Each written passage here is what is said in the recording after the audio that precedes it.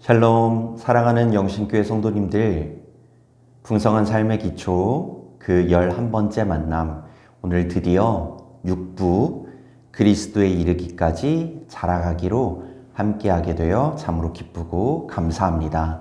오늘은 그 첫 번째 시간인 그리스도를 닮아가기라는 주제로 함께 이야기를 나누고자 합니다. 앞두고 있는데요. 우리가 그리스도에 이르기까지 자라가는 것의 중요성과 그 방법을 함께 알아보고자 합니다. 우리의 인생살이에서 중요한 것은 무엇일까요? 누구나 사람의 삶에 중요한 것을 이야기할 수 있고, 특히 세상 사람들은 그 인생의 목적을 돈이나 쾌락이나 재미나 성공, 어떤 건강, 세상의 정의 여러 가지에서 이야기를 합니다. 그런데 생각해 보면 그러한 인생의 의미와 목적은 언제나 사람의 것, 인간보다 하위의 것들을 인생의 목적으로 두고 사는 역전의 현상을 우리는 보게 되지요. 우리의 인생을 목적을 찾는 데 있어서 그리스도인들에게 가장 존귀하고 믿을만하고 중요한 원천은 단연코 하나님일 것입니다. 하나님께서는 우리 한 사람 한 사람을 그 목적을 가지고 창조하셨고 누구보다도 우리를 가장 잘 알고 계시기 때문이겠죠. 우리가 11주 동안 현재까지 이 훈련을 하고 있는 목적은 그 하나님이 우리에게 주시려고 하는 놀랍고 풍성한 삶에서 우리 한 사람 한 사람의 인생의 목적과 의미를 찾고 누리기 위함입니다. 오늘은 그 첫 번째 시간, 우리의 인생의 목적은 어디에 있는지, 그리스도에 이르기까지 자라가는 것, 그 그리스도를 닮아가는 것, 그것이 우리의 목적 된다는 것을 오늘 함께 나누어 보길 원합니다. 우리 함께 오늘 11번째 시간 들어가기 전에 지난주에 했던 것들을 함께 잠시 복습하고 넘어가면 좋겠습니다. 우리 골로새서 3장 22절에서 23절 말씀을 함께 암송해 보았으면 좋겠는데요. 우리 암송하기 어려우시다면 우리 성경 말씀을 한번 찾아보시고 이 시간 암송하고 혹은 봉독해 보시면 좋겠습니다. 네, 일시정지하고 잘 하셨지요? 잘 하셨습니다. 그리고 또 우리 169쪽에 있는 표를 채워가시면서 우리 지난주에 배웠던 말씀들에 대해서 다시 한번 실천할 수 있는 항목들을 점검해 보시면 좋을 것 같습니다. 우리 그렇게 지난주에 복습을 해보셨다면 이제 함께 우리 첫 번째 인생의 목적을 어디에서 찾을까? 우리 교재 173쪽을 보시고 함께 시작해 보도록 하겠습니다. 풍성한 삶의 기초, 우리의 훈련의 목적은 하나님이 주시는 놀랍고 풍성한 삶에서 우리 인생의 목적과 의미를 찾아 누리는 것입니다. 우리는 그것을 위해서 지금까지 달려왔고 벌써 마지막 이 11번째 시간, 12번째 시간, 1시간만을 남겨두고 있는 것이죠. 우리 마태복음 5장 48절을 읽으면서 우리의 인생의 목적이 무엇인지 세상의 다른 것들이 아니라 하나님께서 우리에게 계획해 놓으신 그 목적을 함께 찾아보면 좋겠습니다. 우리 개역 성경으로 함께 읽어보도록 할게요. 그러므로 하늘에 계신 너희 아버지의 온전하심과 같이 너희도 온전하라. 아멘. 마태복음 5장 48절은 우리의 인생의 목적을 하나님의 온전하심과 같이 우리도 온전해지는 것이라고 이야기합니다. 이것이 가능할까요? 우리는 위인도 되기가 쉽지 않은데 하나님과 같이 온전하라니 너무하신 말을 하신 것 같기도 하고 아니면 좀 과장법을 보태서 좀 거창한 이야기를 하신 것 아닐까 싶기도 하지만 그렇지 않습니다. 오늘 말씀은 성경에 한 번 정도 그냥 좀 거창한 목적을 가지고 살아라 라는 식으로 이야기하신 것이 아니고요. 에베소서 5장 또 골로새서 3장에서 반복해서 우리에게 분명한 하나님의 목적을 이야기해 주고 계십니다. 우리 함께 읽은 말씀은 예수님께서 하신 복음서의 말씀이었다면 사도 바울은 또한 무엇이라 증거하고 있는지 에베소서 5장 1절 말씀도 함께 읽어보겠습니다. 우리 세 번역 말씀으로 함께 읽어볼까요? 그러므로 여러분은 사랑을 받는 자녀답게 하나님을 본받는 사람이 되십시오. 동일한 이야기죠. 하나님을 본 삼아서 우리가 받는 사람, 닮아가는 사람이 되라고 얘기합니다. 다만 한 가지 단서가 붙어 있는데요. 마치 여러분은 사랑을 받는 자녀답게 하나님께서 우리의 신분을 변화시키시고 우리를 아버지라 부를 수 있도록 허락하셨으니 우리는 자녀가 되었습니다. 그 자녀는 부모님을 따라합니다. 아버지가 뒷짐을 지고 걸으면 자녀도 똑같이 뒷짐을 지고 걷고요. 어머니가 사랑해주는 그 사랑을 똑 닮아서 자신이 사랑하는 사람을 만났을 때 그 사랑을 있는 그대로 베풀어 주죠. 마치 부모를 닮는 자녀처럼 우리도 하나님을 닮아가라 라고 이야기합니다. 하나님 하면 추상적으로만 느껴질 수 있겠지만 그 하나님께서는 인간의 몸을 입고 이 땅에 예수 그리스도로 오셨지요. 우리 초대교회인들의 삶의 목표는 바로 그 예수님을 닮아가는 것이었습니다. 그래서 골로새서 3장에서는 이렇게 이야기하기도 합니다. 우리 개역성경으로 제가 읽어드리겠습니다.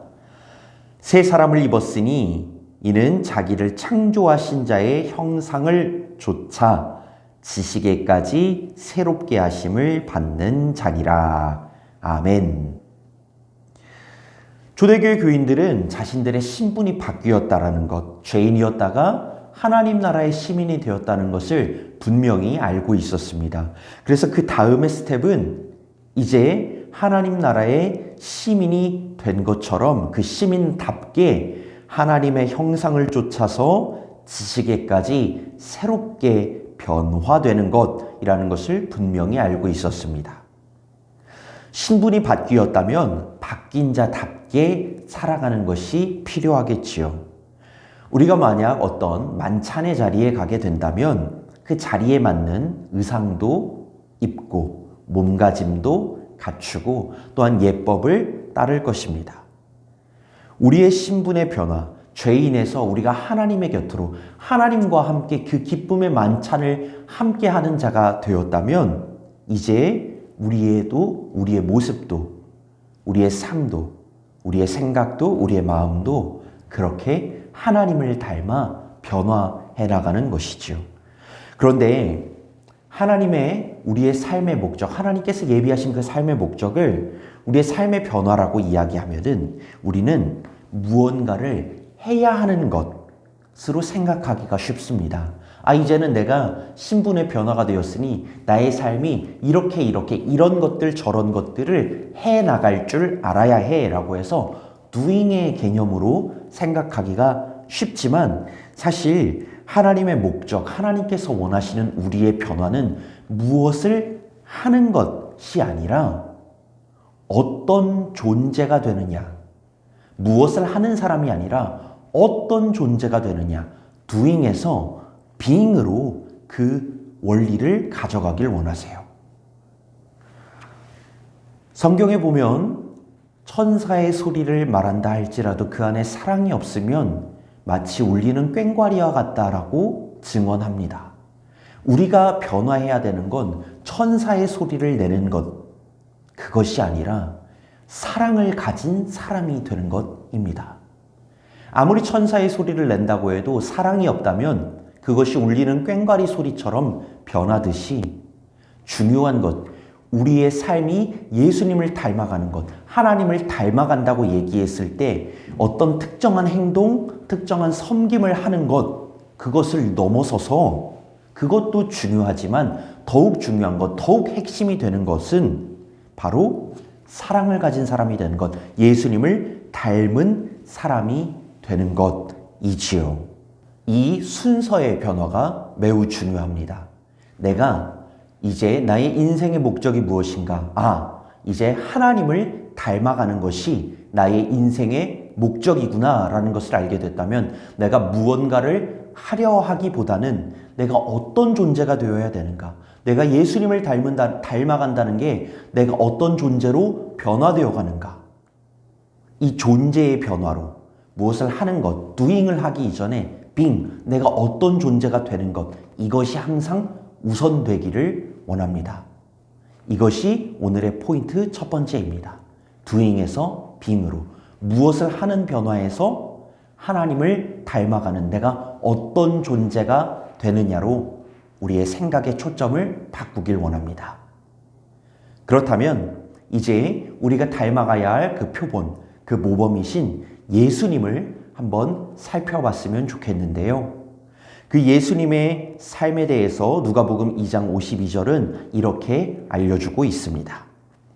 예수는 지혜와 키가 자라가며 하나님과 사람에게 더욱 사랑스러워 가시더라. 아멘. 예수님의 성장한 영역은 정신 그리고 육체의 성장이 함께 있었습니다. 지혜는 정신적인 것을 말하는 것이고요. 키는 육체적인 것을 말하는 것이겠지요.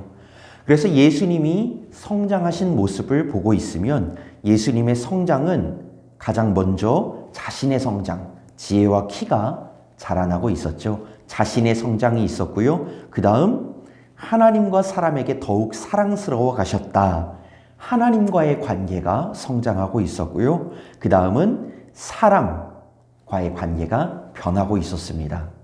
이것이 지금까지 우리가 해온 풍성한 삶의 기초, 이 책의 구성의 표본, 구성의 원리입니다. 나를 바꾸어가는 것, 나와의 관계, 그리고 하나님과의 관계, 그리고 사람, 우리 풍성한 삶의 기초에서는 그 사람을 두 가지로 나누어 봤었죠. 공동체 그리고 세상과의 관계를 바꾸고 성장해 가는 것, 그것을 이 말씀을 기초로 오늘 이 책을 우리가 지금까지 함께 해왔는데요. 세상에서는 성장을 얘기하지만 성장 그 자체가 목적이지 성장의 목적을 이야기하지는 않습니다. 우리가 자라나야 하고 경제가 성장해야 되고 실력이 늘어나야 한다고 얘기합니다. 성장하는 것 그 자체가 목적이 되는 것이죠. 그러면 우리는 이 질문을 뒤이어서 하지 않을 수 없습니다. 성장했어. 그러면 그 다음은 그래서 과연 우리는 왜 성장해야 하는 걸까요? 성장의 목적이 필요한데요. 하나님께서는 성경을 통해서 우리에게 그 성장의 분명한 목적을 알려주십니다. 바로 하나님을 닮아가는 것, 예수 그리스도를 닮아가는 것이지요. 우리가 예수 그리스도를 닮아가기 위해 성장하는 것이고요. 하나님을 닮아가기 위해 성장하는 것입니다. 우리의 신앙, 믿음의 성장의 목적이 어떤 종교 생활을 더 훌륭히 해내는 것, 능숙한 종교인이 되는 것이 아니라 우리의 신앙과 믿음이 성장해 나가는, 나 자신의 몸과 지혜가 성장해 나가는 이유는 바로 예수 그리스도를 닮아가기 위함입니다. 하나님을 닮아가는 것, 그리고 인간으로 오신 하나님, 그 표본이신 예수 그리스도를 닮아가는 것, 이것이 우리 삶의 분명한 목적이라 성경은 말해주고 있습니다. 그럼 우리의 삶은 평생 예수님을 닮아가야 할 텐데요. 사실 세상에서는 이런 인생의 목적을 얘기하면 젊을 적에는 너무 거창한 이야기라 말하기도 하고 어른이 된 이후에는 너무 뻔한 이야기라고 이야기하기도 합니다. 그냥 사는 거라고 말하지요. 그런데 그렇지 않습니다. 그리스도인들에게는 아이나 어른이나 노년에나 인생의 목적은 예수님을 닮아가는 것입니다. 그래서 사실 무엇을 하는가에서 어떤 존재가 되느냐라고 아까 우리가 순서의 변화를 말씀드렸었는데요. 어떤 일을 하든 어떤 직장을 다니든 혹은 교회 안에서 어떤 직분을 맡고 있든 그것은 그다지 중요한 것이 아닐지 모릅니다. 제가 목사입니다. 그러면 목사면 예수님을 닮은 사람일까요? 예수님을 닮은 사람이 중요할까요? 목사가 중요할까요? 목사이지만 예수님을 닮지 않았다면 아무런 소용이 없을 것 같아요. 11조를 아무리 많이 하고 목사가 되고 수천 명의 교회가 모여 있다 하더라도 예수님을 닮지 않았다면 무엇을 하는가는 소용없는 이야기가 됩니다. 그래서 우리의 생각의 순서가 바뀌어야 합니다. 예수님을 닮으면 무엇을 해도 하나님께 영광이 되겠지만 뭘 하더라도 예수님을 닮지 않았다면 소용이 없을 것입니다. 그래서 우리 두 번째로 평생 예수님을 닮아가는 삶에서는 우리가 어떤 존재가 되어야 할까? 예수님을 닮아간다는 그 방법에 대해서 얘기하고 그 와중에 어려움이 있을 텐데요. 그 와중에 주시는 하나님의 도우심을 함께 나눠보고자 합니다. 우리 1번을 함께 읽어볼까요? 페이지 75쪽에 1번 제가 읽어드리겠습니다. 우리 그리스도인들이 바라보는 성장의 목표는 무엇입니까? 또 구체적으로 어떻게 성장하게 되나요? 우리 에베소서 4장 13절 말씀을 함께 읽어볼 텐데요. 개역 성경 말씀으로 함께 읽어보겠습니다. 우리가 다 하나님의 아들을 믿는 것과 아는 일에 하나가 되어 온전한 사람을 이루어 그리스도의 장성한 분량이 충만한 데까지 이르리니. 아멘. 우리의 성장의 목적을 분명하게 얘기해 줍니다. 그것은 바로 그리스도의 장성한 분량이 충만한 데까지 이르는 것입니다. 예수님께서도 어렸을 적이 있었고 장성하여 그 공생애를 사역하셨던 때가 있습니다. 그 장성한 분량까지 우리도 이르게 되는 것, 예수님의 모습을 닮아가는 것, 이것이 우리가 신앙적으로 육체적으로 성장해 나가는 분명한 우리의 삶의 목적입니다. 그러면 그 성장의 원리도 또한 알려주는데요. 바로 그 성장의 원리는 우리가 다 하나님의 아들을 믿는 것과 아는 일이라고 얘기하는데요. 이 성장의 원리에 대해서는 우리 뒷부분에서 후반부에서 함께 다루도록 할 것이니까요. 우리 여기 이 부분에서는 성장의 방법, 성장의 목적과 원리와 방법이 있는데요. 목적은 그리스도의 충만하심에 다다르는 것, 하나님을 닮아가는 것, 예수 그리스도를 닮아가는 것이라면 그 원리는 뒷부분에서 다루도록 하고 여기서는 그 구체적인 방법, 어떻게 우리가 예수 그리스도를 닮아갈 것인가 그 방법을 얘기해 보려고 합니다. 그 방법 첫 번째는 바로 하나됨입니다. 하나가 되는 것이지요. 하나가 된다는 건 여럿이라는 것을 전제로 합니다. 즉 우리가 함께하고 서로 부대끼면서 나누면서 예수님을 닮아가는 것입니다. 누군가는 이것이 혼자 가능하다고 얘기하지만 하나님께서는 우리가 홀로 그것을 할 수 있도록 두지 않으십니다.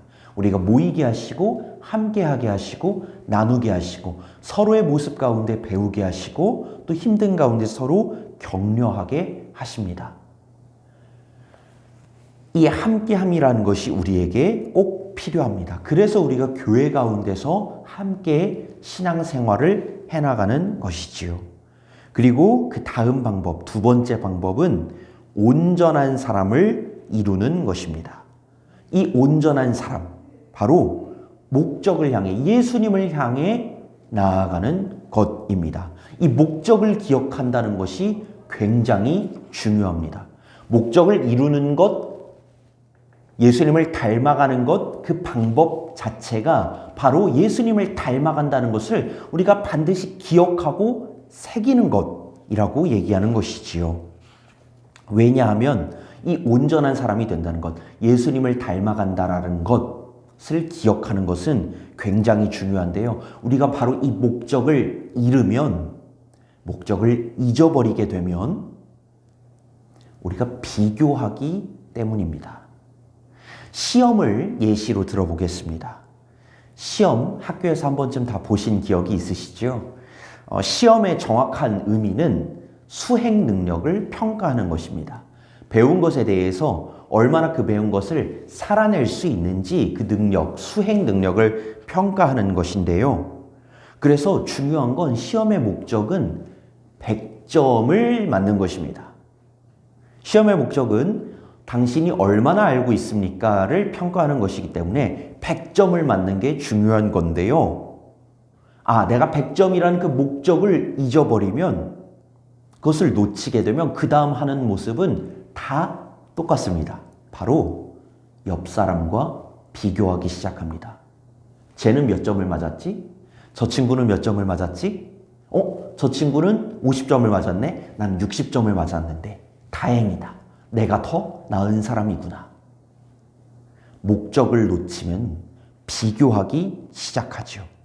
그런데 내가 저 사람보다 더 나은 점수를 받았다면 나는 그 시험에, 그 수행 능력 평가에 성공적이라고 할 수 있을까요? 아니요. 아무리 내가 저 사람보다 좋은 점수를 맞았다고 해도 100점이 아니라면, 그 목적을 달성하지 못했다면 실패한 것이겠지요.